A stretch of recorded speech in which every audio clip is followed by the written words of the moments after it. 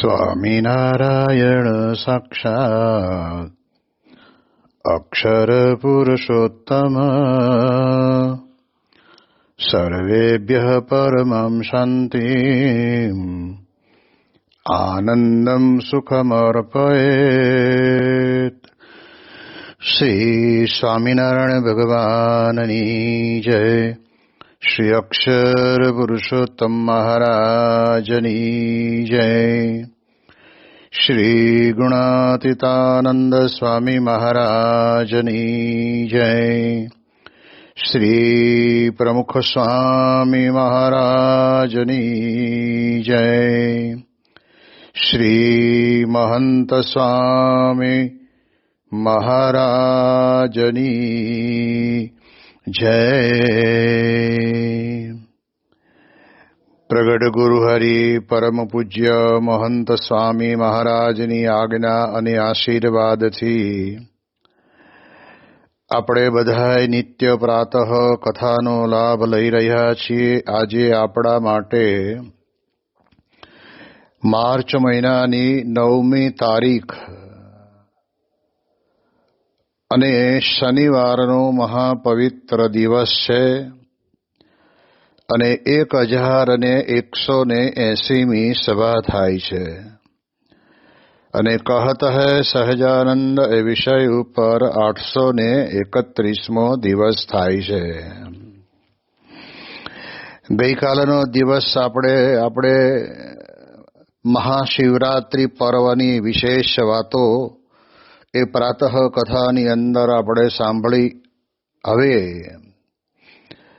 પુનઃ ગઢડા પ્રથમ પ્રકરણના 56ના વચનામૃતની અંદર મહારાજ પોતે વાત કરતા કહે છે કે જેના મનની અંદર ભગવાનના સ્વરૂપનો યથાર્થપણે મહિમા હોય એની અંદર વાત આપણે આવીને ઊભી રહી હતી કે ભગવાનને દરેક વ્યક્તિ ભગવાન તરીકે માને તો છે, પણ પ્રત્યક્ષ ને પ્રગટ ભગવાન માનવા એ બહુ મહત્વની બાબત છે. નહીતર થાય શું કે છતે ધણીએ પોતે રંડાપો માંડીને બેઠા હોય એવું લાગે. કારણ કે ભગવાન બિરાજમાન હોય, પ્રત્યક્ષ હોય, પછી એ આપણા ધણી છે, એ આપણા સ્વામી છે, એ આપણા કર્તા છે, એ આપણા ઈષ્ટદેવ છે અને પ્રત્યક્ષ ને પ્રગટ છે. પછી આપણે રંડાપાનો ક્યાં વારો રહ્યો? અને એટલે જ પ્રગટપણાની પ્રતીતિની અંદર પણ નિષ્કુળાનંદ સ્વામી પોતે કહે છે કે રાંકપણું કેવા નવરયું, કે રાંકપણું કેવા નવરયું, અને સદા મળો છે માલ નિરધનિયા તો અમે નથી, નિરધનિયા તો અમે નથી, ભાગ્ય જાગ્યા રે આજ જાણવા. ભગવાન મળે ને પછી એ પ્રત્યક્ષ ભગવાનનો આનંદ તો કંઈક જુદો છે. એટલે ભગવાન પોતે આપણે માટે પ્રગટ છે અને પ્રત્યક્ષ છે. એવો જે અંતરની અંદર મહિમા યથાર્થપણે સમજે ને એને બ્રહ્મ સ્વરૂપે વર્તતા હોય એને જ્ઞાની કહેવાય. માટે આપણે જીવનની અંદર એટલું તો વિચારવાનું કે કોઈ પણ વાત પરોક્ષથી બનવાની નથી, એ પ્રગટથી જ વાત બનશે. અને એટલે જ આચાર્ય વિહારીલાલજી મહારાજે કહ્યું કે તેમ પ્રગટ સંત પ્રગટ શ્રી હરિ મળે, તેમ પ્રગટ સંત પ્રગટ શ્રી હરિ મળે, જન્મ ને મરણ તણું દુઃખ તો ટળે, જન્મને મરણ તણું દુઃખ ટોટળે વિવેકી પ્રાણી કર વિચાર મુક્તિ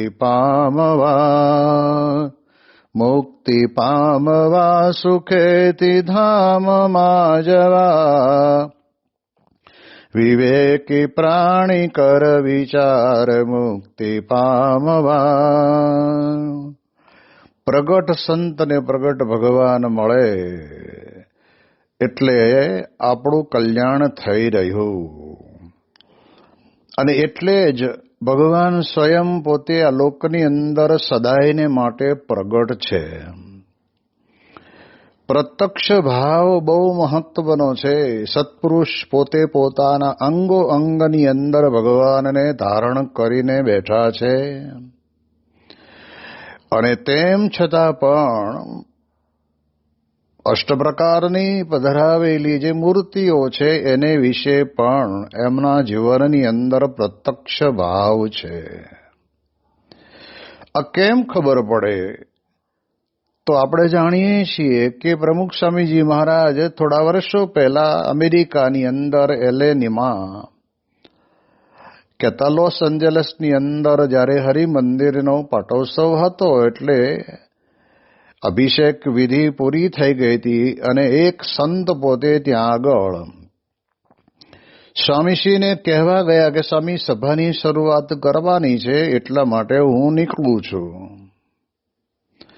અને ત્યારે પ્રમુખ સ્વામી મહારાજની મૂર્તિના અંગને સારી રીતે રૂમાલ વડે કરીને એ લૂછતા હતા. ત્યારે એ સ્વામીએ કહ્યું કે જો આવ્યા છો ત્યારે તમે ગુણાતીતાનંદ સ્વામીની મૂર્તિને પણ આ પ્રમાણે આ રૂમાલ વડે કરીને અંગો અંગને લૂછી નાખો.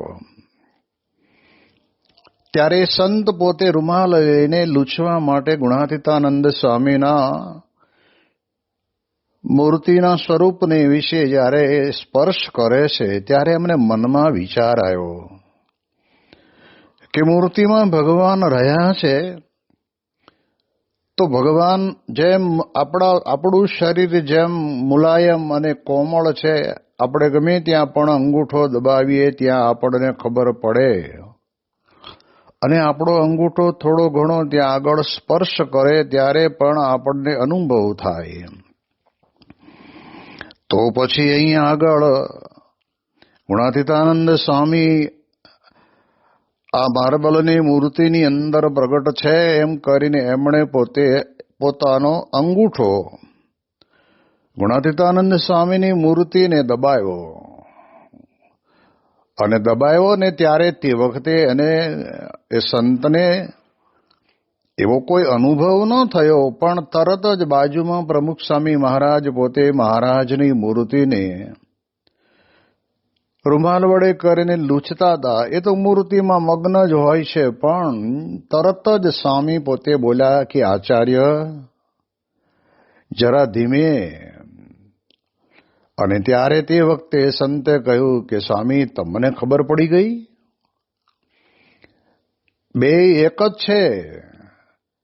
આ વાતની પ્રતીતિ એ સંતને જીવનની અંદર આવી. આવો ભાવ, પ્રત્યક્ષ ભાવ પ્રમુખ સ્વામી મહારાજના જીવનની અંદર ડગલે ને પગલે જોયો છે. આવો જ પ્રત્યક્ષ ભાવ અક્ષર બ્રહ્મ ગુણાતીતાનંદ સ્વામી બોચાસણની અંદર જ્યારે મૂર્તિ પ્રતિષ્ઠાના પ્રસંગ નિમિત્તે યજ્ઞમાંથી મહારાજની મૂર્તિને તો મહારાજના સ્થાન ઉપર ઉંચકીને હરિભક્તો લઈ ગયા, પણ અક્ષર બ્રહ્મની મૂર્તિ હલે નહીં. અને ત્યારે હરિભક્તોએ વાત કરી કે સ્વામી વજનમાં બહુ ઓછી છે અને ઊંચાઈમાં પણ થોડી નાની છે, અને છતાં પણ કહેવાય છે કે આ પ્રમાણે અહીંયા આગળ આ મૂર્તિ ઉંચકાતી નથી. ત્યારે શાસ્ત્રીજી મહારાજ પોતે પધાર્યા. પ્રતિષ્ઠા થયા પછી જ મૂર્તિની વિશે ભગવાન રહે એવી આપણી અંતરની માન્યતા છે. પછી આપણે દર્શન કરીએ, આરતી કરીએ, બધું જ. જ્યારે સત્પુરુષના જીવનની અંદર પ્રત્યક્ષ ભાવ અને શાસ્ત્રીજી મહારાજ તે વખતે ત્યાં આગળ મસ્તક નમાવીને કહે કે સ્વામી, આ તમારા માટે મુંડાયું છે, માટે હવે વિલંબ ન કરો અને મહારાજની જોડે આપ મધ્યખંડની અંદર બિરાજમાન થાઓ. આવા ભક્તિસભર 2 વાક્યો શાસ્ત્રીજી મહારાજ પોતે બોલે છે અને તરત જ ટાંકણું છે ભરાવે છે અને ત્યાં તો મૂર્તિ એ ત્યાંથી હલી અને તરત જ એ મૂર્તિને હરિભક્તો ઉપરના ખંડની અંદર મધ્યખંડમાં લઈ ગયા. જો આ પ્રત્યક્ષ ભાવ પ્રતિષ્ઠા થઈ નથી, પણ આકાર અક્ષર બ્રહ્મ ગુણાતીતાનંદ સ્વામીનો છે. યજ્ઞની અંદર એમને પધરાવીને વૈદિક મંત્રોચ્ચાર સાથે યજ્ઞ નારાયણને આહુતિ આપી દીધી છે. તો આવો પ્રત્યક્ષ ભાવ સત્પુરુષને જીવનની અંદર હોય છે અને એને જ ખરેખર આપણે જાણીએ કે એ નિશ્ચય કર્યો કહેવાય. એટલે ભગવાન પ્રગટ છે એવી સમજણ એ જ આપણે ત્યાં આગળ કહેવાય છે કે ભગવાનનો યથાર્થ મહિમા સમજ્યા કહેવાય. અને જ્યારે ભગવાન પ્રગટ હોય ત્યારે સ્વામી કહે છે કે તે સમયની અંદર તે ભક્તોને પોતાના અંતરની અંદર કેટલો બધો આનંદ હતો. જેમ મહારાજ પોતે પ્રગટ હતા ત્યારે દાદાના દરબારની અંદર તે વખતે તો ખેતી પ્રધાન આપણો ગુજરાત ગણાય, તેમ છતાં પણ સમય પ્રમાણે ખેતીવાડી કરનારા ખેડૂત ભક્તો પણ પોતે આવીને મહારાજનો સમાગમ કરતા, દર્શન કરતા. અરે મહારાજ માટે જે કંઈ ખેત પેદાશ થઈ હોય એમાંથી લાવે અને સંતો હરિભક્તોને જમાડે. આ ભાવના પ્રગટ ભગવાનની જુદી છે. એમ સત્પુરુષ પોતે પોતાના જીવનની અંદર ભગવાનને પ્રગટ જ માને છે. અને એટલા જ માટે થઈને ઘણી વખત પ્રમુખ સ્વામી મહારાજે પોતે જે તે મંદિરોની પ્રતિષ્ઠા થવાની હોય ત્યારે યજ્ઞનો આરંભ કરાવવાનો હોય ત્યારે બાપા પોતે ત્યાં બિરાજમાન હોય, પણ દીર્ઘકાળ પર્યંત આ યજ્ઞની અંદર સ્વામીશ્રી બિરાજમાન થયા હતા. અને લાંબા સમય સુધી ગમે ત્યારે આપણે એ દર્શન કરવા હોય તો કેમેરાની અંદર કેદ કરવા માટે કેમેરામેન બધા જ સ્વામીશ્રીની સન્મુખ ઉભા રહે તો જ કેમેરાની અંદર સ્વામીશ્રીના જોઈએ એવા એ વિધિ વિધાનના દર્શન થાય. તો ઘણી વખત કેમેરામેનને મનમાં બહુ કંઈ એટલું બધું હોય નહીં, એટલે અક્ષર પુરુષોત્તમ મહારાજ કે ઘનશ્યામ મહારાજ કે રાધા કૃષ્ણ દેવ કે પછી ગુરુવર્યોના ગુરુ પરંપરાની મૂર્તિઓની આડે ગમે ત્યાં ઊભા હોય ત્યારે સ્વામીશ્રી પોતે ટકોર કરે કે તમે બધા એક બાજુ ઊભા રહો અને ઊભા રહીને ફોટા પાડો. આ મહારાજને પાછળ બિરાજમાન છે અને ભાઈ હજુ તો યજ્ઞની અંદર યજ્ઞ નારાયણને આહુતિ આપવાની બાકી છે. અને છતાંય આ પ્રમાણે પ્રત્યક્ષ ભાવ સ્વામીશ્રીના ઘણા પ્રસંગો આપણે એવા જોયા છે કે જે કક્ષની અંદર પોતાના હૃદય સમ્રાટ એવા હરિકૃષ્ણ મહારાજ બિરાજમાન હોય અને દરવાજો ખોલે અને સ્વામીશ્રી એ આ દરવાજેથી સામેના દરવાજેથી પોતાના કક્ષની અંદર જવાનું હોય તો કપડાના ચપ્પલ પહેરેલા હોય ને, પણ એમની નજર જ્યાં પડે કે અહીંયા હરિકૃષ્ણ મહારાજ બિરાજમાન છે એટલે તરત જ ચપ્પલ કાઢી નાખે.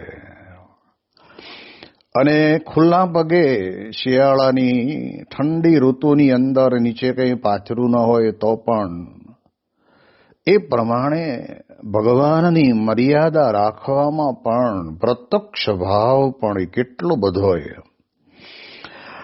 આ બધું છે ને આપણે સત્સંગની અંદર સત્પુરુષોના આવા પ્રસંગોને સાંભળ્યા પછી આપણે પણ આપણા જીવનની અંદર આને ઉતારવાનું છે, જીવનમાં લાવવાનું છે. ઘણી જગ્યાએ અમે વધામણી જઈએ ત્યારે ઘર મંદિરની અંદર આમ સહેજ નજર મૂકીએ એટલે તરત ખબર પડી જાય કે અહીંયા આગળ આ ઘર મંદિરમાં જાણે કહેવાય કે કંઈક નાની મોટી વસ્તુ મૂકવાનું ખાનું જ હોય એમ સમજીને લોકો ત્યાં આગળ કેટલીક મહિલાઓની બંગડીઓ પડી હોય, કેટલાકનો તૂટી ગયેલો ઘડિયાળનો પટ્ટો પડ્યો હોય, તો કેટલાકની પેન ત્યાં પડી હોય, ઘણા લોકોને તો ખીચાનું પાકીટ હોય, પરચોરણ અંદર હોય એ ત્યાં પડ્યું હોય. આપણને એવું રહેતું નથી કે આ મારા ઘર મંદિરની અંદર મારા ઈષ્ટદેવને મારા ગુણાતીત ગુરુવર્યો બિરાજમાન છે, હવે એમની પાસે આવી વસ્તુ મૂકવું યોગ્ય છે? એ આપણને મનાતું નથી. એટલે શું થાય છે એમાં કે મારા ઘર મંદિરની અંદર બિરાજમાન ભગવાન પોતે પ્રત્યક્ષ બિરાજમાન છે એવું નથી દેખાતું. આપણી સંપ્રદાયની પરંપરા છે એટલે મંદિર. હવે આ તો બરાબર છે, એની કોઈ ના નથી, પણ જે ભક્ત જે પોતાના ઈષ્ટદેવ હોય એનો ઉપાસક હોય તો એ એમના ઉપાસ્ય ઈષ્ટદેવ અને પોતાના ગુરુહરિ કે ગુરુવર્યોની મૂર્તિ સિવાય બીજું બધું જે કંઈ આપણે જરૂર નથી એવું આપણે જ્યારે રાખતા હોઈએ ત્યારે આપણને પણ હજુ પ્રત્યક્ષ ભાવ આવ્યો નથી. જેમ કહેવાય છે કે દફતર જ્યારે આપણે નિશાળે જવા માટે ભરતા હોઈએ ત્યારે ભણતા હોઈએ 7મું ધોરણ અને 6ઠ્ઠા ધોરણના પુસ્તકો લઈને જઈએ તો એ ખોટું ભર્યું છે, એને ન મૂકવાના હોય. તમે 8માના મૂકો તોય નકામું. એમ આપણે જે ઈષ્ટદેવને માનીએ છીએ એ ઈષ્ટદેવ આપણા ઘર મંદિરની અંદર સુપેરે બેસી શકે, શાંતિથી આરામ કરી શકે. એમને જ્યારે થાળ જમવો હોય ત્યારે શાંતિથી આપણે થાળ મૂક્યો હોય એવી જગ્યા હોવી જોઈએ. આ કંઈક આવો ભાવ જ્યારે ભગવાનને વિશેનો પ્રત્યક્ષ ભાવ થાય ને તો આપણને કોઈ દિવસ, ઘણી વખત તો તમે જુઓ ને તો ઘણાના ઘર મંદિર ભલે પૈસે ટકે કદાચ ગરીબ હોય પણ એ મંદિર 3 પેઢીથી ચાલ્યું આવતું હોય. એ ચાના ખોખાની અંદર મૂર્તિ મૂકી હોય, મહારાજ ગુલાબનું ફૂલ સૂંઘે છે અને બીજી બાજુ મહારાજ માણકી ઘોડી ઉપર બેઠા છે. અને તમે જુઓ તો એમાં કપડું તે જે તે વખતના સમયની અંદર કપડું પાથર્યું હોય એનું એ જ કપડું એમ નેમ હોય. જ્યારે આપણે જાણીએ છીએ કે જેટલી વખત આપણે ભગવાનના દર્શન કરીએ ત્યારે નિત્ય નવીન નવલા દર્શન કરવા જોઈએ અને એના માટે થઈને પ્રત્યક્ષ ભાવ જરૂરનો છે. આપણે જાણીએ છીએ કે મહંત સ્વામી મહારાજ પોતે પૂજાની અંદર એ જે કંઈ માળાનો સંકલ્પ કર્યો એટલી માળા પોતે કરે છે ત્યારે એમની સમક્ષ અક્ષર પુરુષોત્તમ મહારાજ બિરાજમાન કરવામાં આવે છે તો એમને બરાબર દ્રષ્ટિની અંદર વચ્ચોવચ્ચ સેન્ટરમાં ન હોય તો થોડા ઘણા પોતાના હાથના ઈશારે કરીને યોગ્ય કરાવે અને પછી દર્શન કરતા કરતા મૂર્તિ અંતરની અંદર વિશેષ કરીને ઉતારતા એ માળા તો કરે. ભગવાનને પ્રસાદ ધરાવવાનો હોય ત્યારે પણ કેવો પ્રત્યક્ષ ભાવ. પ્રમુખ સ્વામી મહારાજનો એક પ્રસંગ છે કે વિદેશની ધરતી ઉપર જ્યારે બાપા વિચરણમાં ગયેલા ત્યારે એક સંત નવા હતા જેને ઠાકોરજીની સેવામાં સાથે લીધેલા. અને એ જ્યારે ત્યાં આગળ સ્વામી બાપાને ઠાકોરજીની માળા ને બધું પૂરું થઈ જાય પછી પ્રસાદ ધરાવવાનો હોય ઠાકોરજીને, ત્યારે ડીશ છે ને એ નીચેથી ધક્કો મારીને ઉપર લઈ જવાનો પ્રયત્ન કરે ને પ્રમુખ સ્વામી મહારાજ નીચે લઈ જવાનો પ્રયત્ન કરે.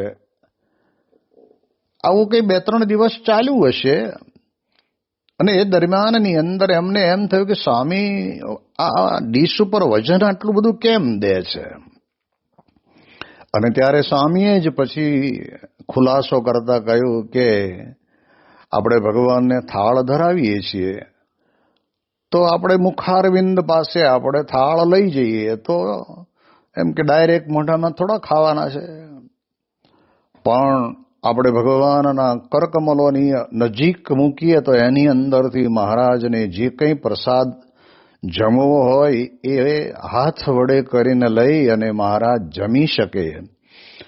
એટલા માટે થઈને હું દબાવીને નીચે લઈ જવાનો પ્રયત્ન કરું અને તમે દબાવીને ઉપર લાવવાનો પ્રયત્ન કરતા હતા, પણ આટલું હવે સમજી રાખવાનું. કેટલી બધી જબરજસ્ત પ્રત્યક્ષ ભાવ ભગવાન.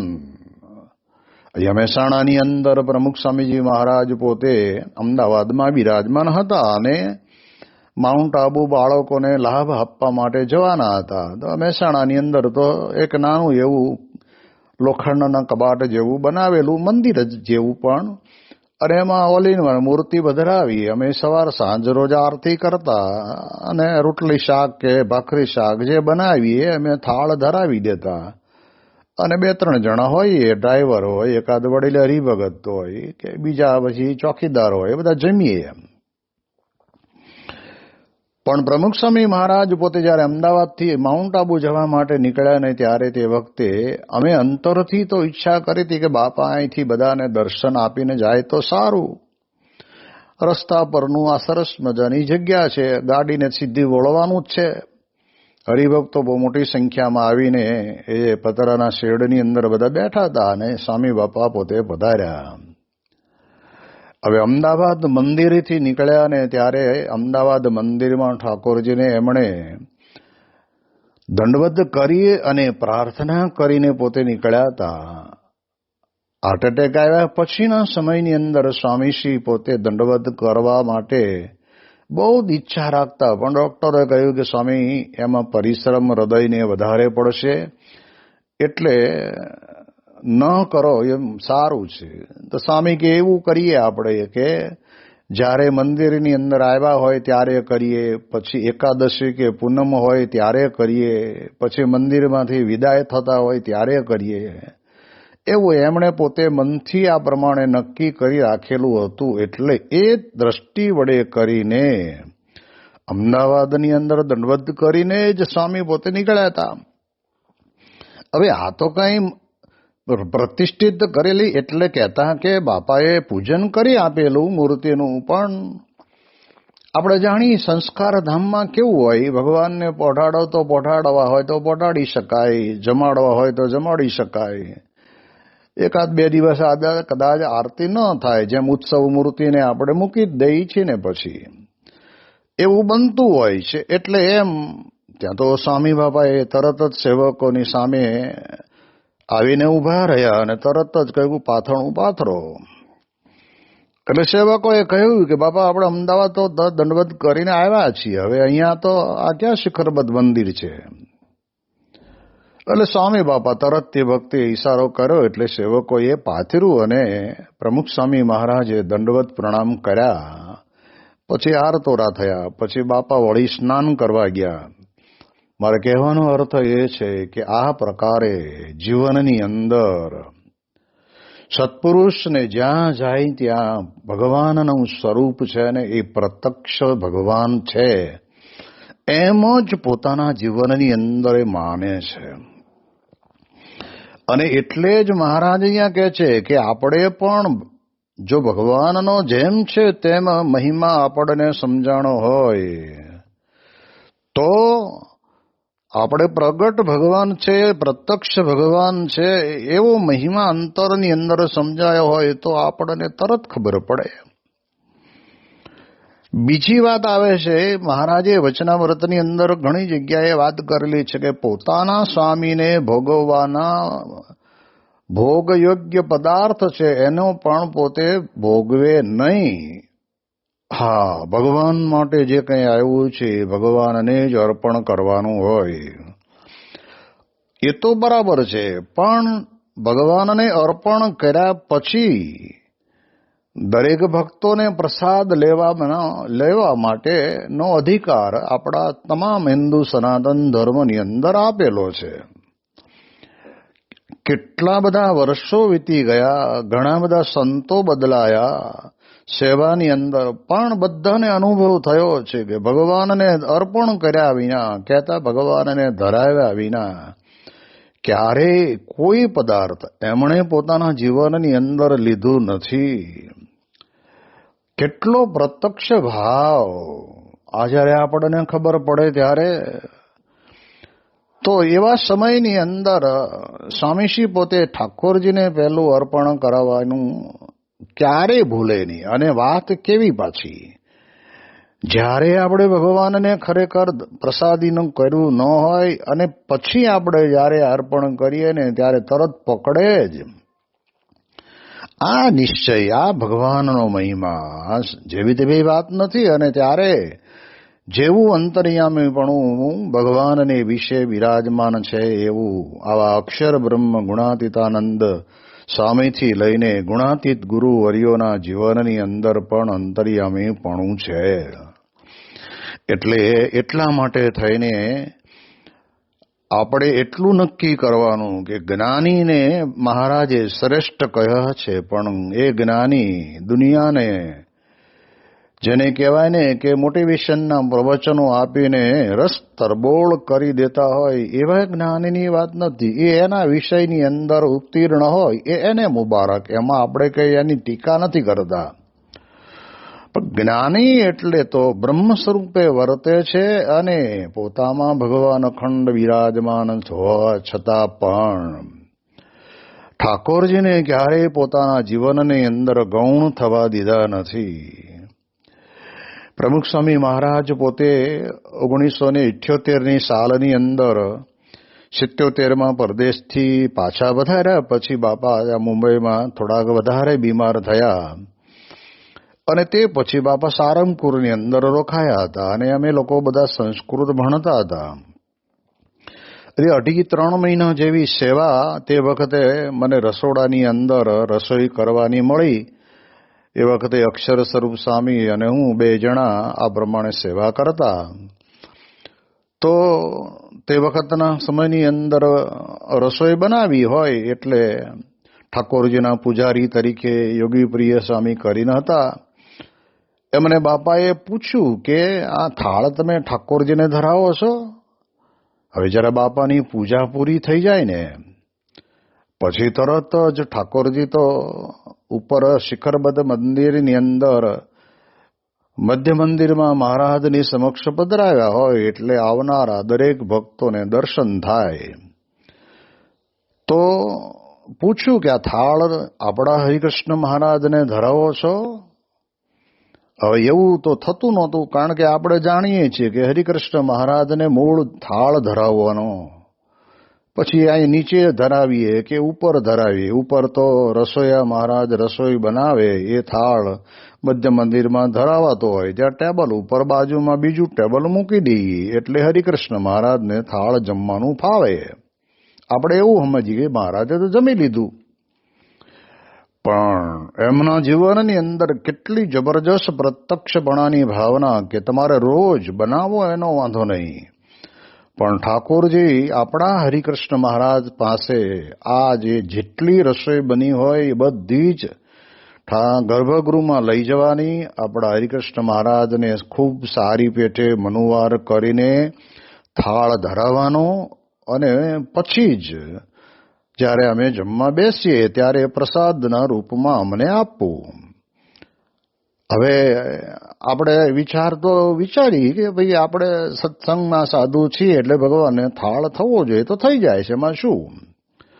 પણ પ્રમુખ સ્વામી મહારાજના અંતરની અંદર વાત કેવી. બાપા એક સારંગપુરમાં બિરાજમાન હતા ને એક યુવક, બાપાનો લાડલો યુવક હશે એટલે એના કે લગ્ન હતા એટલે આવેલો. એટલે તે વખતે સ્વામી બાપાએ એને ચાંદલો કર્યો, આશીર્વાદ આપ્યા.